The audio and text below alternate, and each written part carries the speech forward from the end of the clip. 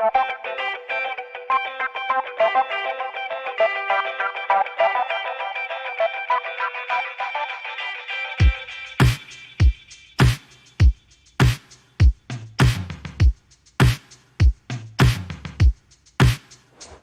hello everybody. Today you'll enjoy insights, research, expert discussion on how organizations can achieve growth in today's competitive landscape by driving sustainable change across operations, across CX, across corporate culture, and in sales as well. As you look to the future of your business, whether that's in retail, whether that's in consumer goods, we have identified the opportunities necessary to successfully implement transformative, innovative strategies. We're excited to share them with you today.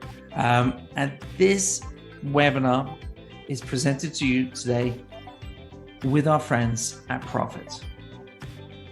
And we're happy to have you here today. And if you're joining live, we'd love to connect with you using the chat feature, whether you chat amongst yourselves, chat with the PSFK team, or chats with the expert speakers that we have. And talking about experts, we're happy to have them join us today. They've been specifically curated to help build the discussion and help us understand retail transformation through innovation. So who have we got? Well, we have Myron Washington. He's the COO and General Manager at the Home Depot. We've got Jen Mullen. She's Vice President and Head of Stores at Banana Republic. We have Peter Stubbs, who is a partner at Prophet. And we also have Aviva Trop. She's an associate partner at Prophet as well. And we also have, joining me as usual, Lauren Lyons, Senior Strategist at PSFK. And now's the time to turn to Lauren. And Lauren's going to help set a framework and help us understand the context when it comes to retail transformation through innovation. Hi, Lauren. How are you? Hello, Piers. Great. Happy to be here. Yep. Excited. Great. Excited too. So we have this new report, Retail Transformation Through Innovation. Looking forward to kind of hearing about it and what the content is. Excellent. So just to kick us off here, maybe set some groundwork. We've partnered over at PSFK, we've partnered with Prophet to identify a number of trends that are really driving retail transformation today. And today we're going to lead you through those insights and kind of just to set the overall landscape for this presentation. We look at how, online shoppers today, they're looking at on-demand services, inventory transparency, curated recommendations, mobile experiences, flexible delivery. Those are all table stakes, right? And as they're coming back into stores, even more so, they're really expecting those same online experiences to manifest in the store as well. Alongside these immersive moments, moments of entertainment, and then also, that personalization and hyper convenience. And so as we looked at how retailers can really drive growth within today's very competitive marketplace, we really saw how retailers need to not only exceed consumers' expectations, but also implement these long-term sustainable strategies. And we're seeing a lot of companies, across retail sectors doing so.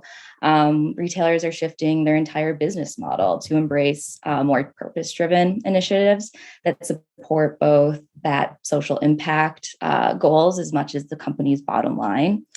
And also, kind of underpinning all of these strategies is a wealth of consumer data, right? And that's being further explored for these meaningful connections by using everything from AI to machine learning. And going forward, we really see retail transformation advancing through both test and learn, iterations, as well as smart data application, personalized services, and then also, that digital transformation technology, all through this lens of community and support.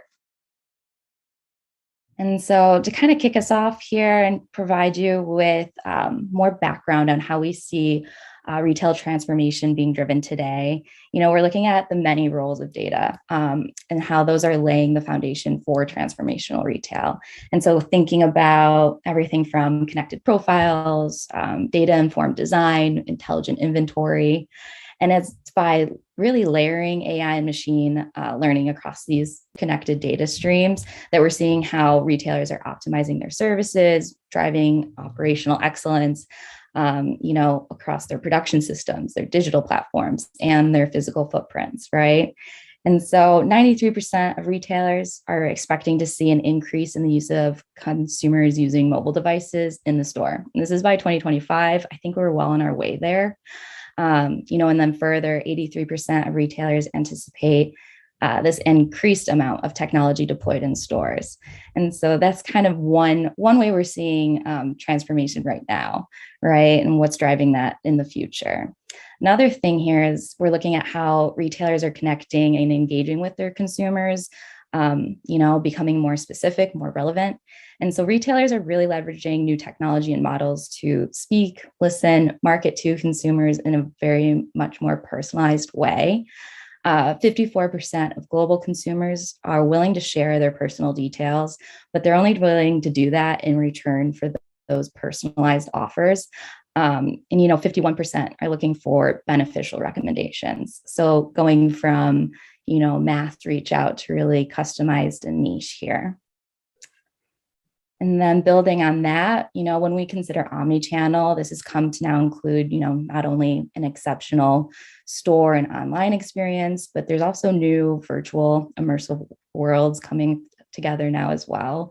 And we're seeing retailers really evolving that omnichannel experience for today's hyper-connected consumer. And they're designing models that tap into virtual selling and also provide, an expanded service offering. And here we're looking at how, 69% of consumers are willing to pay for one or more value add service, but they're looking for those services that really elevate the experience here. And then finally, this is one of our last overarching themes that we're seeing as retail transformation drivers. For retailers and brands that are setting the bar on excellence concerning the consumer experience, ESG is not only a goal, but it's really a lens through which their business is being driven. And so we're seeing how retailers are really centering that purpose-led strategy across their organization. They're driving measurable impact, and they're tying their ESG initiatives to their operations, to their culture, to the product offering. And so when we look at consumers, 82% recognize that sustainability is linked to other problems that we're facing right now, like poverty, equality, and social justice. So this is definitely something that's on their minds as we go forward into the rest of this report. And so here I wanted to just take a beat and talk through what the rest of this presentation is going to contain. And so here we've highlighted 6 themes that are driving this retail transformation today, right, and tomorrow. And then within each theme, we've highlighted 2 different trends. Each of these trends are going to be supported by an example of innovation in the marketplace. And we hope that these are all helpful as you lay the groundwork for your own experiences going forward too. That's great. I'm looking forward to it. So kicking us off with our first theme here, connecting data and consumer insights. And for this, we're looking at how facing, increased competition for consumers' loyalty, retailers are definitely leaning into more personalized product experiences. And this is happening both in real life and across digital touch points. As we approach this cookie-less world, the role of a first-party, customer data is playing an increasingly important part, right? Retailers are leveraging direct insights from consumers' feedback, their preferences, their shopper history, and more to inform everything from localized product design to be, further customize how they connect with shoppers, to build digital profiles, and to also optimize that physical store experience as well. And so when we dive into here, one of our first trends here is what we're calling data-informed design. And so to better meet, consumer needs, brands and retailers are taking all of this aggregated information about consumers and their buying behaviors, and they're using that to inform the product design. And so by collecting this consumer feedback through technology to inform the product development process, we're seeing how retailers are better positioned to accommodate consumers' lifestyles and preferences, but they're also learning how best to achieve the best designed product that resonates with consumers on a deeper level and has that buy-in before production, right? And so a great example of how this is coming to life right now in the marketplace is from Shein, and their consumer to manufacturer AI program matches local demand at scale. And so online fast fashion retailer, they're using automated AI to not only inform product ideas, but to also track real-time success of each item across its entire website. And they're adding between 700 to 1,000 new items daily. So using this consumer to manufacturer process, the AI is able to surface product ideas from search and social behaviors of consumers within a specific company or country. And these ideas are then transferred to Shein's designers before being automatically pushed to suppliers through what Shein calls their planning software to be manufactured. And then everything is sold in limited volumes.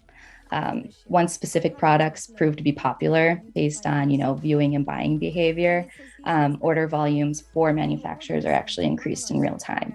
And so tracking those local fashion tastes in real time, this fast fashion retailer is actually able to create, a different relevant offering for over like 220 countries, I think it is, that they operate in around the world. And so next up, we have connected profiles. And so within today's, hyper omni landscape, connected profiles follow consumers as they navigate from online to the store to an app and all the way back around. So they're allowing for personalization, no matter the channel or location that a consumer is using. And shoppers have really already become accustomed to using their mobile devices when shopping in store, to access everything from more product information to specific content. And to really lean into these behaviors, retailers are providing more dynamic physical shopping experiences by layering responsive activations into their sales floor. They're providing, in-store associates with access to consumers' preferences. And they're also connecting everything from, mobile wish lists to saved consumer profiles to their in-store inventory. And so an example of how we're seeing this come to life right now is McDonald's hyper-personalized drive-through menu, which is using license plate technology to detect customers as they come up and through the drive-through. So leveraging its partnership with IBM, as well as the McD Tech Labs, McDonald's is continuing to deliver really an increasingly personalized ordering experience. And so within select drive-through lanes across Chicago right now, this McDonald's is testing what they're calling dynamic menu boards, and they are able to recognize license plates, serve up each customer's favorites and recommendations based on their past orders. And so beyond the drive-through, McDonald's is also taking their automated order technology even further. They're folding that into their delivery systems and their digital channel experiences as well. Thanks, Lauren. Maybe it's time we talk to some of the experts we have on the call today. We're lucky enough to have Myron Washington from Home Depot. Hey, Myron, how are you doing? Great. Thanks for having me today, Pierce. Yeah, we're excited to have you. Would love to kind of get some perspective, and maybe we can start off by just kind of asking you how retailers and brands should be thinking about the role of data within their organization today. How do you see the role of data changing over time? Yeah, absolutely. For me, and I think most retailers, data is foundational to organizational success. Kind of without data, it would be like navigating uncharted waters without a compass in the dark of night. Okay, I'm perhaps embellishing a bit to create an appropriate visual and sensory reaction, but in all seriousness, data inclusive of AI and machine learning is the connective tissue that drives organizational imperatives, whether that's improving the customer experience, driving personalization, omnichannel, or enabling operational efficiencies. Data is the lead actor. So it sounds like you've got to get data right from the get-go. Absolutely, right. And what we're seeing, like I take, kind of my current organization as an example, we're thinking through intelligent data connections. That is combining what I know about you with consumer insight. And in doing so, it drives personalized product experiences across both physical and digital customer touchpoints. And the goodness that comes from these sort of intelligent data connections is really a tailored to me shopping journey.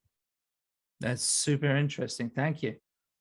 Okay, so great to hear all of those great insights. And to kind of round that out, we have a few implications and imperatives for the audience.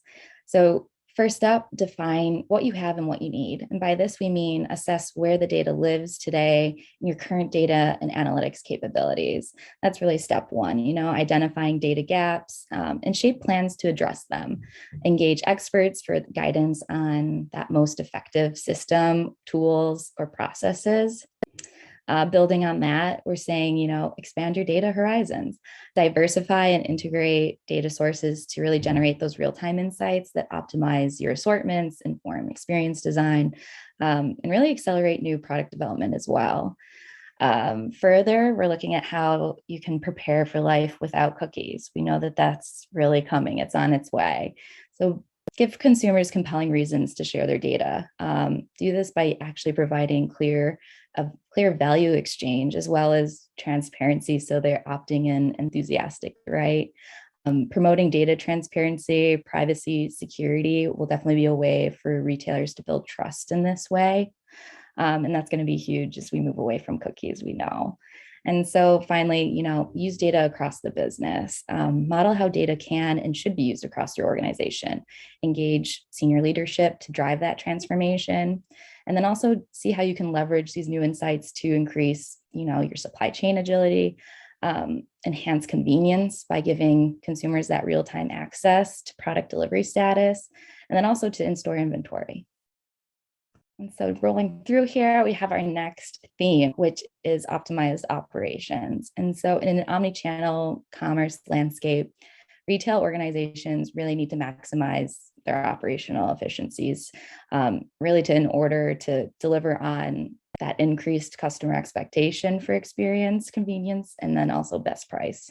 And so as more shoppers really shift to this hybrid model of shopping, companies are finding that existing physical stores and logistics networks can become really competitive advantages, and they're helping them to get closer to their consumers while also enabling them to develop test services before they actually scale them. And so a trend here we're identifying as intelligent inventory.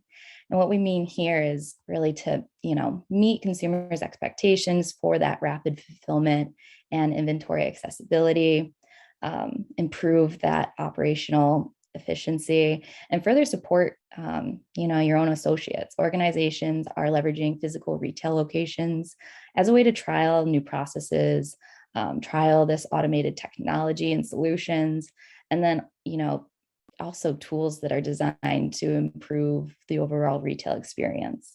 And so serving both online and physical customer needs. These hybrid locations are leveraging everything from, dark store strategies to streamlined buy online, pick up in store technologies. All of this really to transform that last mile experience. And so a great example of how we see this coming to life right now is from Target.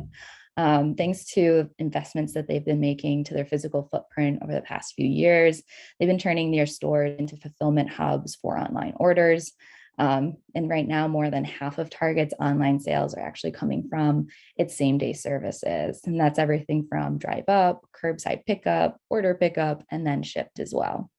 And so now the company is exploring, additional strategies to drive their business and further connect the online and offline fulfillment stages for consumers. And, this is kind of with good reason.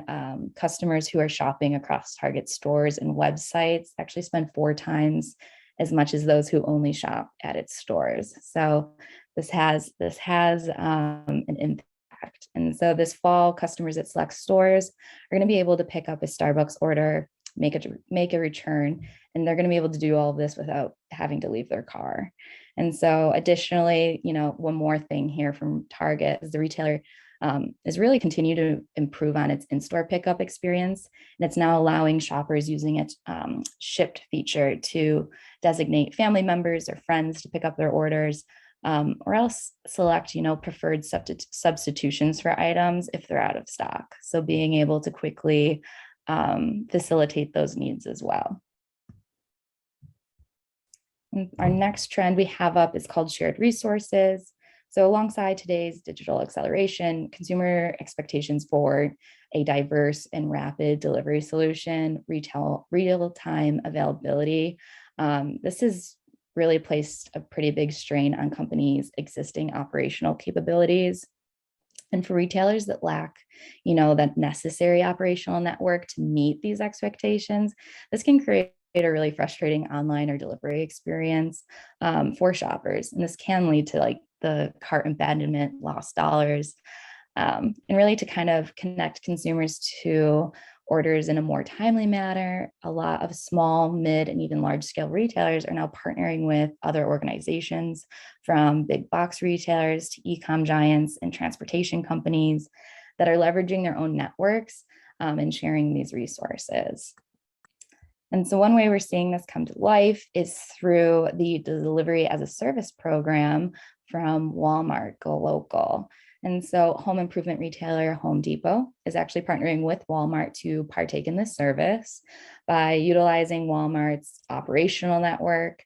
Home Depot is now going to be able to provide their customers with a wider selection of delivery options with same day, next day delivery guarantees. And so for Home Depot customers, shopping online for select items such as different tools, paints, and anything else that can easily fit in a car, they're not going to be able to have that ability to select Go Local delivery when they go to checkout. Maybe we can build on that. So we can ask Peter at Prophet to build on that. Peter, but how do you see the role of data changing in the near term, even far into the future? Well, we're going to keep getting more and more of it. So we can't stop those investments in really getting those big systems and platforms in place. And, although it's great to do this shorter tactical stuff to prove its benefits at the moment, we've really, organizations, if they haven't done so now, have to get an enterprise-wide data strategy in place to plan for the future, because we're now seeing really exciting opportunities where you join up supply chain data, where products are being made and manufactured and their source, and tying that up with customer preferences and distribution channels, which is kind of super exciting. But if you haven't kind of got your data strategy that's not just sitting in marketing or not just sitting in operations, but actually joined up across the enterprise, you're just going to get yourself more and more in knots in the long term. Okay, that's great. Lauren, maybe you can talk about some of the implications for this optimized operations section. Absolutely. So first up, we're looking at how to break down barriers between physical and online businesses, assess logistics networks, devise strategies that really optimize that omnichannel world, right?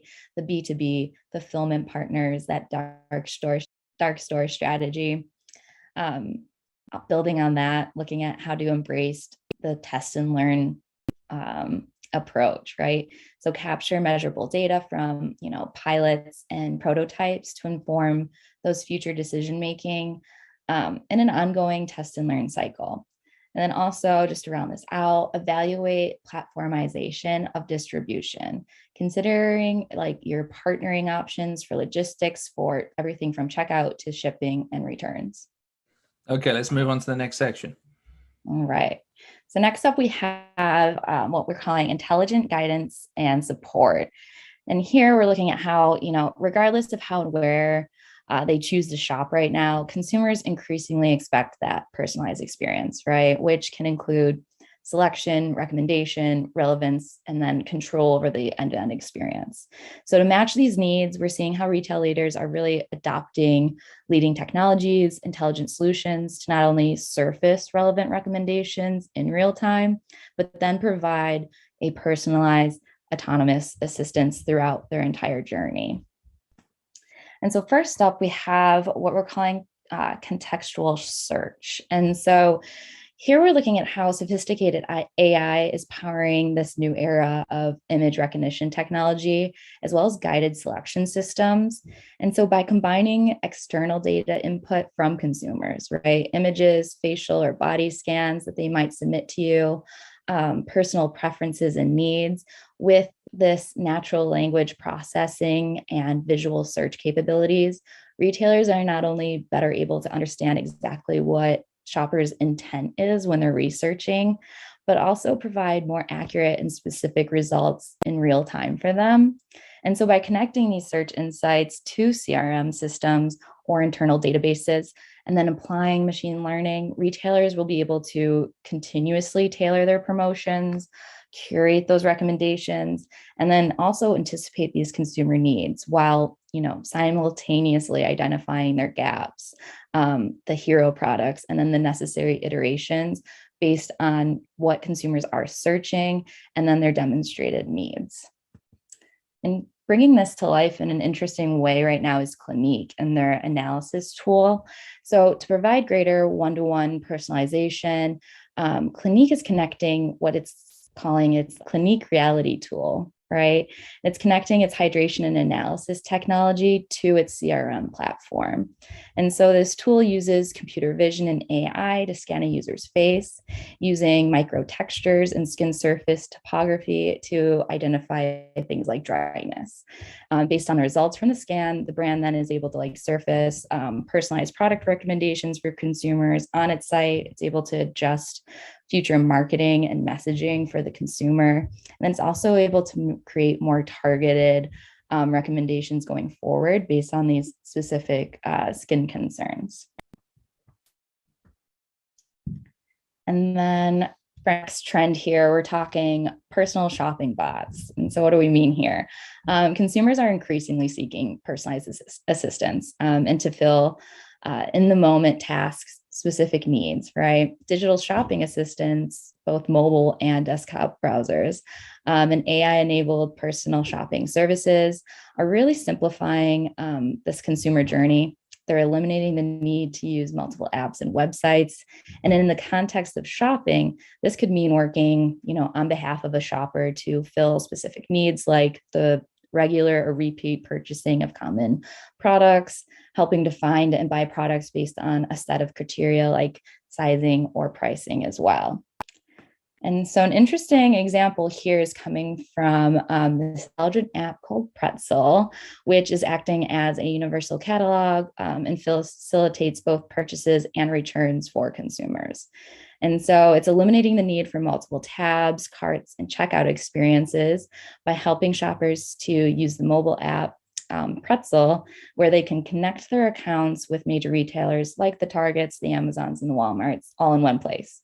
They're able to save items to their wish lists, and then they're able to easily check out. And so after using the Save to Pretzel feature when browsing on the internet, customers can easily add their items to their secure Pretzel account from anywhere. And then post-purchase, the app then monitors, return windows for consumers for each item, and it sends alerts automatically for anything that is approaching the end of its return window. So, Myron, maybe I can turn to you at this stage and ask you about kind of this evolution of omnichannel, digital shopping, social commerce, and more. Kind of what new platforms, technology are you seeing are important to retailers so that they can kind of meet consumers' expectations today and tomorrow? Yeah, I think a few technologies are emerging, right? The rise of intelligent guidance and support. And so regardless of how customers are choosing to shop, whether that's online or in store, what we're seeing is increased sort of personalized experiences, right? And those experiences requires the need for a recommendation, relevance, and control of other interactions with an organization. And so what we're seeing in terms of, for example, AI, really powering new modes of engaging with the consumer. For example, search. using images or facial and body scans to drive that sort of personalized sort of preference. Using natural language processing helps with that sort of visual search experience and discovery, totally changing the game in terms of how retailers can interact with their customers. Another example of this is you think about a drive-through and fast food restaurants using AI to read a license plate to create a customized menu based on your preferences and your favorites as you come up to the window. Those type of experiences are becoming more pervasive. Yeah, and obviously it's interesting and probably challenging for the organization to kind of think about that full 360 view of the customer data and what to do with it. There's a lot of things you just talked about in terms of the opportunities and the challenges. Yeah, absolutely, right. And to a certain extent, it's not greenfield territory, but it's certainly new territory and somewhat uncharted. The good thing is that there's plenty of technologies and solutions in the market to help retailers think about this next chapter of engaging with their customers. That's great. I think we all agree there were some great insights there, especially when it comes to this section around intelligent guidance and support. Laura, maybe we can jump back to you and you can tell us a little bit about implications and what imperatives, what actions we can take on this section. Absolutely. So yeah, I mean, to lead off on actions right now retailers can take, think like your shoppers, map how customers interact with you, and crucially, how they don't today, but might want to tomorrow. Unleash the tech, choose whether to buy, build, or partner for these high priority capabilities, and everything from data science to engineering and analytics. Shape the long-term data strategy that you're going to deploy, right? Define the value exchange for consumers' data. Build a roadmap that will help you to achieve real-time 360-degree views, building and starting small and then building as you go. And then also really start by optimizing the data that you have now, right? This idea of linking inventory, shipping, pricing, sales, anything from social data streams to all really enable that real-time communication across all of your channels and formats. Enhance personalization capabilities by syncing that shopper profile with your CRM profile or platform or data cloud. And here you can see how you can incorporate both, loyalty programs as well as purchase history. And then also, all of that great information around style and fit preferences and other factors. And then rounding out here is just, build the right teams, operating model and culture as well. So prioritize technology, especially around data scientists and currently hiring practices, right? Identify those external partners to bridge those talent gaps.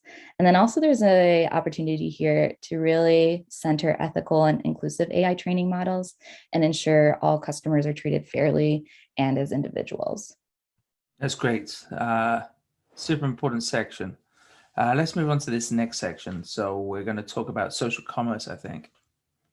Absolutely. Yeah. So here we have social commerce, and this is, I believe, our third theme. And so as consumers, online activity is split across, a broad range of platforms today, right? They're spending more of their time and attention on social media, streaming content, gaming. And when it comes to shopping, they're really discovering products in these same channels. And that's become an increasingly comfortable buying experience for consumers as well today. Companies are starting to experiment with their digital commerce experiences, and they're using this as a way to really build confidence and engage their audiences in new and exciting ways. And so the first trend we have up here is what we're calling shoppable creative. And this rise of social entertainment is really driving brands and retailers to shift their strategies. They're embracing these interactive formats that, seamlessly combine elements associated with social media, think video, chat, live streaming, with also commerce supported content. And they're looking really to connect with consumers within their preferred channels and platforms, right? And as content really dominates this online sphere, brands and platforms are taking note, and they're turning these simple like discovery occasions really into very much so shoppable ones. And we're seeing how brands and retailers can really leverage established and then also emerging platforms alike to facilitate these casual interactions with their content, as well as really streamline that consumer path from inspiration directly to purchase. And so a new example of how we're seeing this come into the marketplace is from Instacart. And so they have a partnership with TikTok and Hearst Publishing, which allows a select group of TikTok food influencers to go ahead and link shoppable products and recipes to their content and their videos in their profile. And so the shoppable content will link to recipes from different Hearst publications like Delish and Country Living. TikTok users will then be able to simply press a button, add all of the required ingredients from the TikTok video directly to their Instacart cart. So a very seamless example coming to life here. And then for our second trend in this section, we're looking at how what we're calling consumer affiliates, right? And so as more consumers turn to social media to discover new products, the people they're following, from their friends to micro influencers are becoming a lot more important sources for trusted recommendations. And so the addition of new commerce tools has transformed these marketing occasions, these moments of inspiration across social media into seamless purchase experiences, but they're also allowing creators of any level to begin earning commissions and rewards for the brands and products that they're supporting. And they're also creating an even easier way for shoppers to buy with one click. And so when we think about the creator economy and setting up, how to actually create models that reward, but also, help retailers to partner with these creators. We have this great example from Jones Road Beauty, who's partnered with Bounty on a creator compensation model. And so they really took notice of consumers' interest in brand authenticity and transparency. And there's also seeing how retailers are exploring, these new influencer and ambassador programs that reward more honest reviews, right, from everyday consumers. And through its partnership with Bounty, which is an app that allows shoppers to monetize their reviews and their recommendations that they build on TikTok. And so makeup line Jones Road is rewarding select consumers for creating these video reviews about their product. And, at checkout, this is kind of how the back end of this works. At checkout, Jones Road customers receive an offer to sign up with Bounty. They create their own product reviews on their, all on their own side. And then for every 100 views that they get, they're rewarded $1. And so to compensate these creators, Jones Road sets a monthly target budget with Bounty. This can start as low as $49 and go up from there. And in the first 2 months of its partnership with Bounty, Jones Road reported that, several hundred TikToks about its products were created, and a handful of them actually gained over 1 million views. So seeing this work from their point of view. Thanks, Lauren. Maybe it's time we talk to Jen Mullen. Jen, considering the landscape as you see it, what do you think the next evolution is for Omnichannel? What's the new platforms, the new technologies that we're going to see that are going to help retailers connect with their shoppers? Yeah, I think it is about ensuring that there's a social presence for all brands, and that brands are utilizing the ability to shop on whatever social platform the customer is on, and making it really, really simple and really easy. Most people are looking at their phones more than they used to. Most people are pre-shopping. If they are going into a brick and mortar, they're pre-shopping and looking online before they walk into the building. So it's really important that those experiences are consistent, that there's a lot of ease, and that the customer really has a frictionless moment when they're looking to buy. Yeah, so kind of meeting the shopper at different points along that journey, ensuring consistency, kind of doing the work for them, it sounds like. Yeah, and I think you have to really, brands have to think like their shopper. Shoppers are continually evolving and, moving forward in their digital journey and in their transformational journey. And, the brand's responsibility is to keep up with that and to make sure that we are consistently evolving and meeting the customer where they are, and also making it more simple as they go, so the customer can really connect with the brand.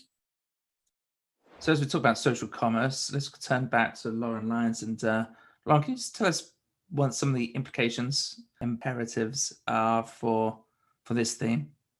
Yeah. So first up, as far as actions, start with why. Clarify how your brand and products can benefit from social commerce, right? Secondly, engage strategically. Provide those tools, the data and transparent influencer attribution models that really enable their success. They're going to position you as an attractive partner and also make it easier for you to measure performance, right? Third, reorient the experience around this seamless sharing, one-click transactions. And so create these simple pathways for others to promote your offering, via everything: wish list, shopping list, social sharing, email, and chat. And then lastly, just take a test and learn, rinse and repeat approach here. Leverage the data and insights provided by these social platforms to boost selling performance and also consumer engagement. Well, thanks for that, Lauren. Let's move on to that next section. I think we're going to talk about next generation omnichannel retail now.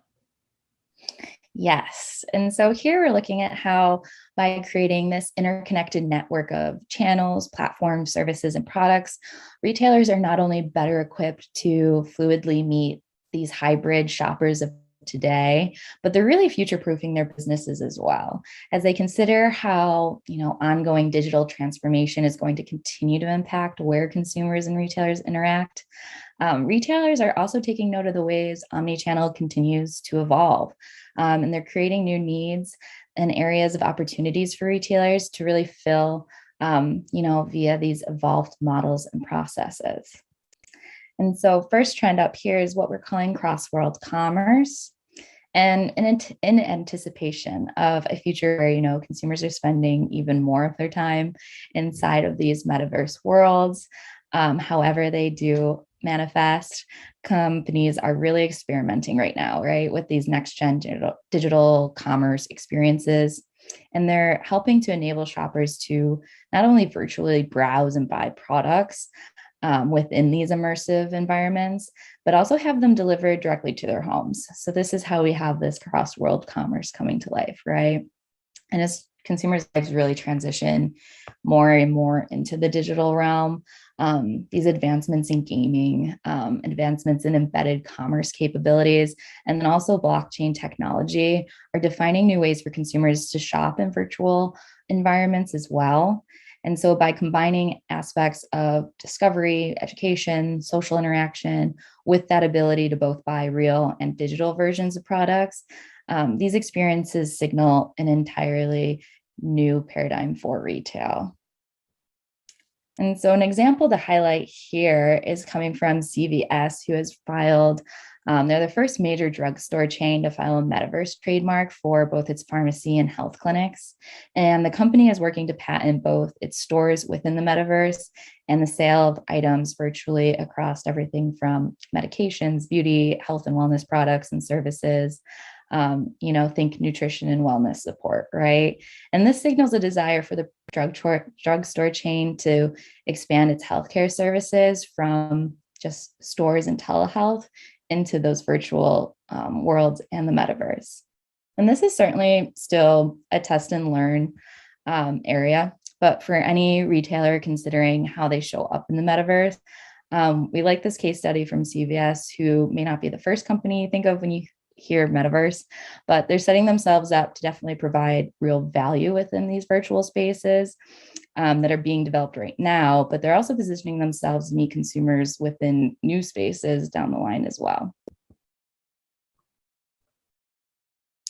And so for this next trend, we have what we're calling retailer as a solution provider. And so as a way to build out their own ecosystem, further differentiate themselves from competitors, seeing retailers offering value-add services by strategically partnering with other companies. They're tapping into adjacent retail sectors, and they're adopting new business models. And by taking consumers' entire lifestyle into account rather than perhaps just a single purchase, retailers are laddering up complementary services. They're doing that internally or through strategic partnerships in order to provide really a multi-pronged brand experience.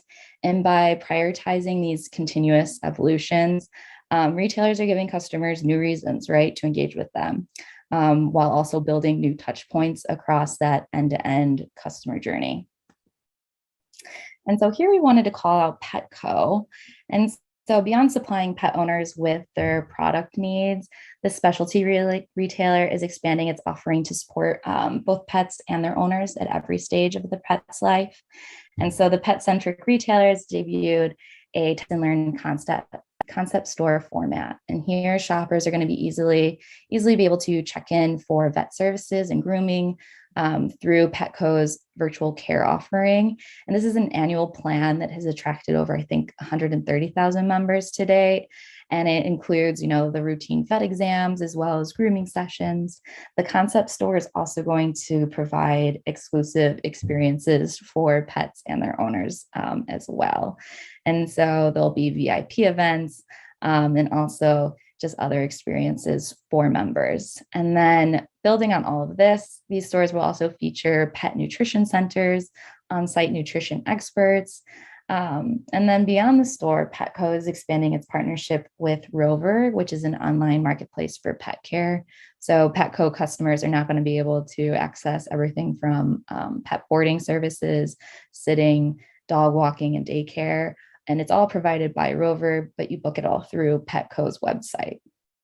So again, maybe we can build on this. We can turn to Peter Stubbs over at Prophet. How's your organization thinking, and how's your organization advising when it comes to kind of the evolution of the omnichannel? We think we're seeing digital shopping, social commerce, even metaverse, and that how those platforms playing out. What's the most important things that retailers should be looking at, especially when they're trying to connect to their shoppers? Well, I hate to give you the consulting answer of it depends, but it does depend. And what we always think about at Prophet is starting with the customer. So if you haven't looked at your customer experience and your journeys and how your customers are interacting with you for a while, I guarantee it's changed. And so looking at where they're shopping, what they're shopping, how they're doing it, the where, what, how, and when, how are they interacting on Facebook, on Google, in the metaverse, dare I say it, or what are they doing in retail stores, and are they still visiting malls, and what media are they consuming, and what kind of delivery do they want? Do they want to pick up in store or get delivered from home, or are they still making family trips to go to the grocery store once a week? All of those things need to be revisited, and if you're not on top of that, that's a really good place to start. When we think about digital, physical channels, how should retailers and brands be preparing to meet the consumer tomorrow, especially when we think about these channels, these environments? Yeah, and of course, Piers, you can't get away from talking about new channels with people talking about the metaverse and what they should be doing. And that's what we're hearing a lot from our clients at the moment. In some ways, it makes me chuckle because, we're at that stage where there's an awful lot of hype about it. And I kind of remember being in that situation with mobile and for many years saying, this is the year of mobile. And then it wasn't. And I think we're a bit like that with the metaverse at the moment. But people are starting to make moves into the space. And as you can see, obviously Meta and organizations like that making huge investments. So we're starting to talk to clients now about, all right, what are the possible implications of not just the metaverse, but Web 3.0 and currencies and these digital environments? And then what could be the implications of those, and what could be the first moves? What kind of exploratory things should we be doing as brands? And is that about creating a presence, or just thinking about protecting our IP and, you know, our brand value and how we're going to show up in those environments? That's great. It's really interesting. Maybe this time to go back to Myron and ask you to Myron about what do you think the greatest challenges are facing retail transformation today? What do we need to think about to be successful and to really kind of scale our models? And so the customer it remains is still the center of the bullseye. Their needs, purposes, and concerns are rapidly changing on a daily basis. What was good for today becomes table stake. And so, how do you get ahead of kind of those needs, purposes, and concerns is really the greatest challenge. And to stay relevant and stay, anticipate their needs and concerns. And for me, kind of my point of view is it's not any one singular challenge. It is the nested function of challenges that becomes, the organizational imperative. How do I think about personalization? How do I think about omni? How do I think about social? And it's that sort of a holistic aperture that becomes the sense of urgency. How do I meet the customers on their terms as they're engaging across all these sort of, new touch points? Very insightful. Thank you so much. So let's turn again to Jen Mullen. Hey, Jen, I wonder if you can think about sharing what you see as the greatest challenges facing retail transformation today. What do retailers need to think about to successfully can implement and transform their retail models, their retail initiatives? Yeah, absolutely. I think the biggest thing is that brands can change faster than people, and brand missions and brand visions can evolve very fast, but you have to have the right people to do it. And I think one of the biggest challenges facing transformation is our inability to move past what we used to do and to look at whether it's an organizational structure, whether it's our digital page, whether it's our store designs, or even the teams that we have in our stores. The biggest challenge is that we are very comfortable with the way that we used to operate our businesses. And so really transformation has to start at the top. And it has to start with the ability and the willingness to look at every part of your organization and to make massive and drastic changes in order for us to evolve to where the customer is going. Well, thanks for all those insights. Let's turn to Lauren again. Hey, Lauren, let's talk about the implications for this section. Yeah, so when we're thinking about next-gen omnichannel, right? First up is see yourself in your customer's eyes. By adopting this holistic customer-first lens and examining the life cycle of current customers, as well as untapped segments, right, to determine what additional needs you can fulfill profitably. Build the business case and then pilot. So design the pilot programs and proofs of concept before scaling these new offerings or opening new distribution channels. So again, with the test and learn approach here, get ready to move into the metaverse. Task innovation teams to really explore these cross-world commerce initiatives. And that means, identifying the right virtual worlds for your brand, the right opportunities on maybe existing platforms. And then also, what's important right now is thinking about how you go about securing rights and trademarks that you may want down the road. And then lastly here, just preparing your organization for change. Assess the current capabilities that you have, seek executive input early and often, and then also, identify those external sources for necessary skills and allocate resources accordingly. Oh, so Lauren, let's move on to the final section. Let's talk about environmental and social impact and that effect on retail transformation. Yes. So, across commerce landscapes, businesses are re-examining their end-to-end offering from sourcing and product design to internal representation and logistics in order to really embed measurable social impact at every stage. And companies are also developing new business models and platforms to empower customers and partners to get involved and drive collective action. And so beyond creating positive change, these initiatives must now really be viewed as a true difference maker, right? As we enter an even more competitive marketplace. And when effectively implemented, these efforts can enable operational efficiencies, but also open the door to, new revenue streams, create value for consumers, their companies, and then the planet as well. And so our first trend we're bringing up here is what we're calling full life cycle design. And so as conversations around sustainability, eco-conscious practices, and climate continue to grow in importance, leading brands and retailers are considering that post-purchase impact of their products.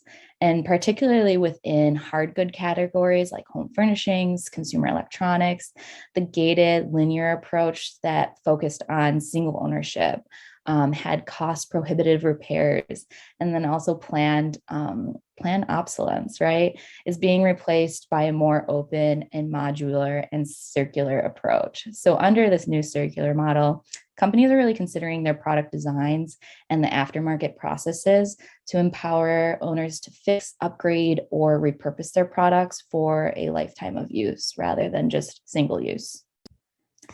And a great example of a retailer really owning this is coming from IKEA. And this is part of an overall commitment to more sustainable policies and practices. And IKEA is rolling out a series of initiatives that all have to do around reduce waste, encourage environmental friendly practices as well. And so alongside their buyback program, IKEA is now allowing customers to purchase spare furniture parts on an ongoing basis. Rather than have to throw away broken furniture and items, they can now access disassembly guides as well for 6 of IKEA's most popular items. And this is all in an effort to encourage the acts of reuse, donation, or reselling. And so in addition to spare parts and assembly, the company is also helping its customers to upcycle different products in creative ways. And so the brand released what it's calling repurposeful instructions. And this is a manual that details both beginner, immediate, and advanced DIY projects, where it's helping customers to give a second life to their products that they otherwise would have just thrown away. And so different products in this initiative include the simple turning a candle holder into a planter, to building a hanging garden with the brand's signature bags, and then also transforming a cabinet into a beehive for the more adventurous. And then rounding us out, our last trend within this report and presentation is what we call community resourcing. And so beyond offering products, there is a need across communities for retailers and brands to provide services at a local level that really address personal consumer growth as well as systemic change. And as they look to really strengthen the community ties, support their customers, retailers and brands are building greater trust and buy-in by not only committing to inclusive and equitable pledges, which is great, but they're integrating these initiatives into their business model on a permanent basis. And that's where we're seeing a lot of newness here and a lot of innovation. So by tying those social impact initiatives to the revenue outlook, retailers can not only meet real needs, but they're also ensuring that these initiatives are sustainable and continue to grow and affect change. And so an excellent example of this is from Sephora and their Accelerate program. Back in 2020, Sephora joined the 15% pledge, and that was to dedicate 15% of their shelf space to Black-owned brands. And they updated their accelerator program to reflect a focus on empowering people of color. This now includes all BIPOC founders as well as of 2021 in this incubator program. And by the end of 2021, Sephora had actually doubled its Black-owned beauty offering to reach the 15% pledge. So they started their journey with 8 Black-owned brands. They have since launched over 14 brands founded by women of color. And through this incubator initiative, participants are receiving, guidance, that is central to their business, such as education, mentorship, merchandising support, funding, and investor connections. So it definitely goes beyond step one, right? And at the final stages of the program, the founders have this opportunity to pitch to be launched in Sephora stores. And, so far, a lot of these brands from the program are launching with huge success. As an example, Topicals, it's a skincare brand that focuses on things like eczema, sold out within 48 hours of launching at Sephora. So they're definitely curating and then launching and then helping these founders in a big way. So let's turn to Viva again. Viva, hey, it seems to me that companies who have spent time already thinking about ESG initiatives have really kind of got themselves into a place which gives them some readiness, because as you know, things change, issues change, and the discussion changes. Would you agree? Absolutely. I think that's absolutely true. And I think that's part of the benefit of making sure that your purpose isn't something that just lives on paper, but it's actually something that drives your business strategy and that everyone understands and can use as a litmus test for what really aligns with our purpose and what does not. And they're able to, therefore, you can push decision-making down within the organization so that people are always acting in a way that's consistent with your purpose. So Jen, you were talking a little bit earlier about sustainability, social impact, and pretty much in terms of the initiatives, the outward-facing initiatives.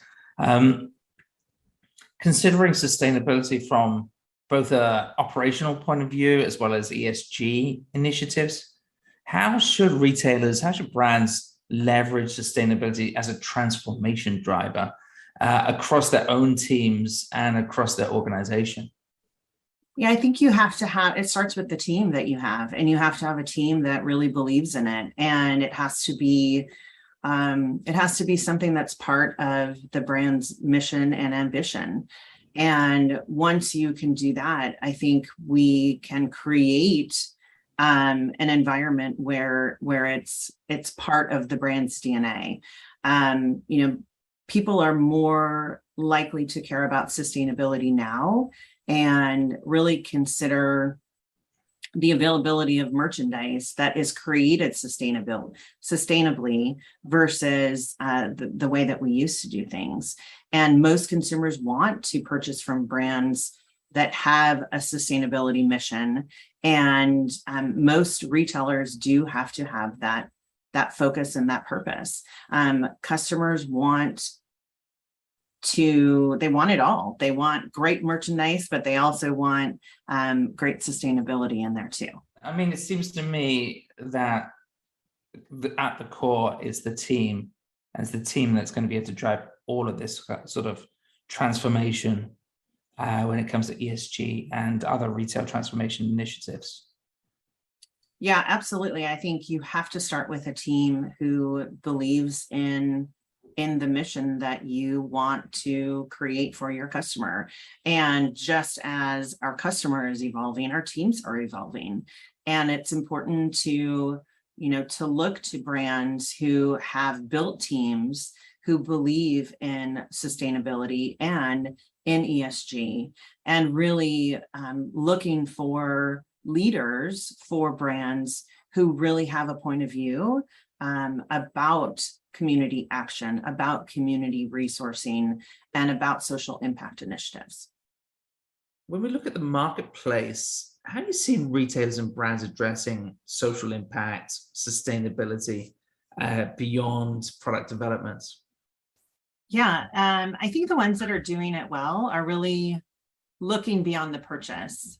So it's not enough to just sell products anymore. I think you have to offer services to the customer to not only make their purchase matter, but really ensure that you're getting a brand connection with the customer, whether it's offering a recycle or upcycle program, resale options, maybe repair options, tailoring to adapt to body changes, or even a try before you buy. It's important that these services for the clients, you have those services for clients, and you're ensuring sustainability is part of your brand mission and statement. I think brands who can operate more sustainable will be the key for the future. So I was thinking about it, and I recently went to book a flight. And when I was booking the flight, I could see the emissions on the flight in comparison to the other flights of the same route. And that matters to me. So I actually bought the flight that had the decreased emissions, even though it was a tad more expensive. But it's also not a single effort. So in the products that brands produce or the services they provide, I think brands also have to look at their own physical spaces. So offices, factories, operating facilities, to make sure that they're not only producing sustainable merchandise, but also existing in a more sustainable way. And then in regard to social impact, I think consumers, more specifically millennials, want to connect with brands who have similar values to them, and who choose a brand who they can connect with socially versus one that they don't. So brands need to make a social impact part of their brand mission statement. It has to be authentic, has to be transparent, it has to be consistent. So brands need to know who their core customer is, and their ESG purpose needs to line up with their core and not alienate the same people they're trying to connect with. I think we've all seen examples of brands who've taken a stand socially, but don't necessarily walk the talk. So it's not just about the message, but the bigger picture, how you treat employees, how you treat customers, your sustainability factor, and other things. So, a lot of brands are creating D&I teams, social impact teams, but not allowing those teams the resources or the space to do the work. So in order for them to make an impact, it has to be done the right way. So authenticity in social impact is really the key to enhancing or devaluing your brand.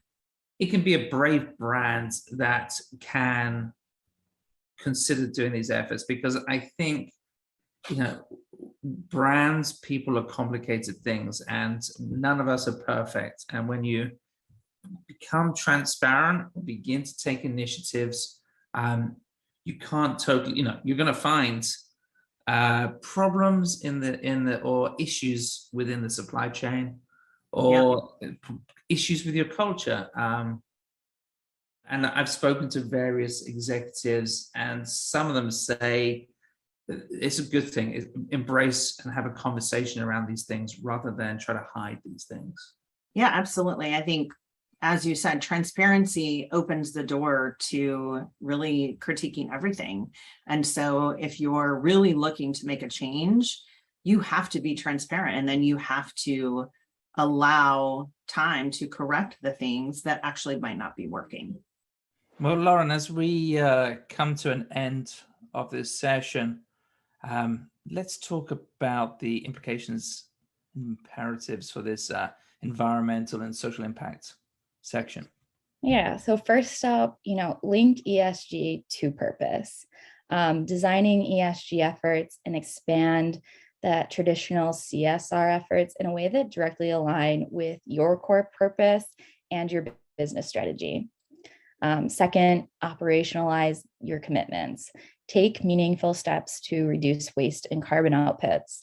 Be transparent and accountable when you're measuring and communicating your results and the effects of your ESG efforts. That can be really impactful and really empowering to consumers who are contributing to this. And then also consider creating aftermarket or upcycling programs and other sustainable circular processes, right? And then lastly, don't overlook the growth opportunities. Assess the impact of ESG across the customer life cycle, define its link to growth strategies, treat refurbishment and upgrade moments as additional brand touch points, and also opportunities to create stickiness going forward.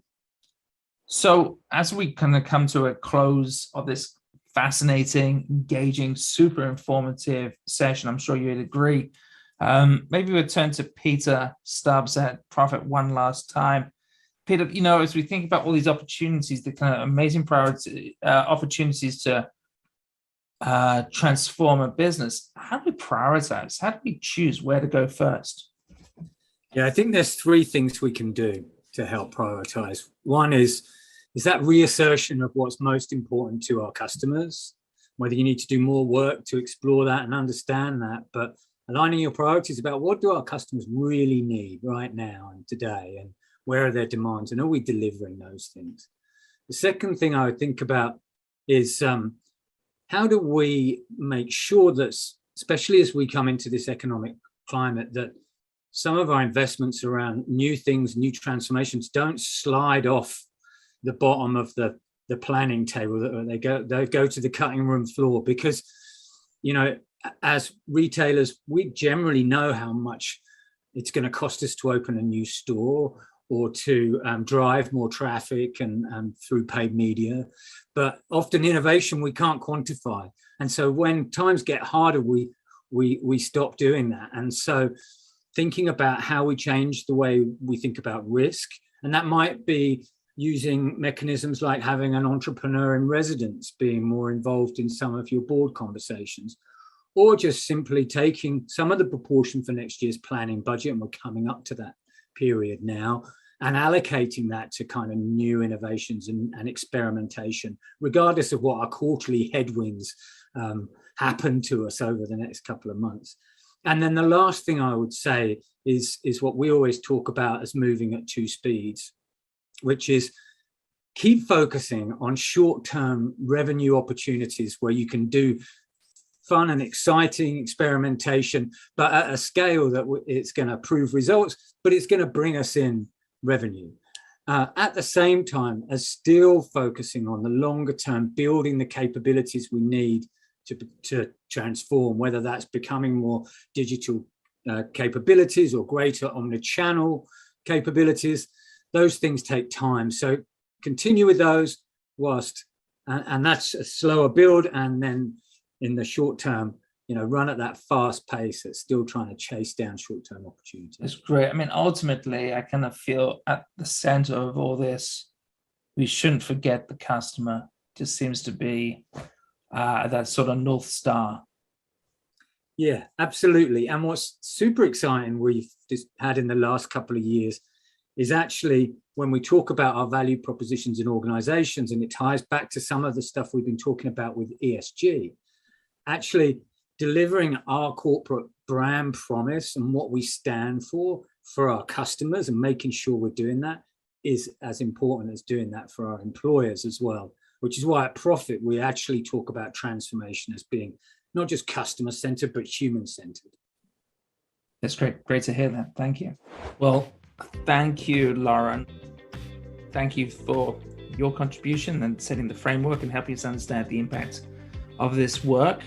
Thank you to the experts who came along. It was great to kind of get those insights and help kind of build on the themes we were talking about. And thank you for Prophet for supporting us and underwriting this report.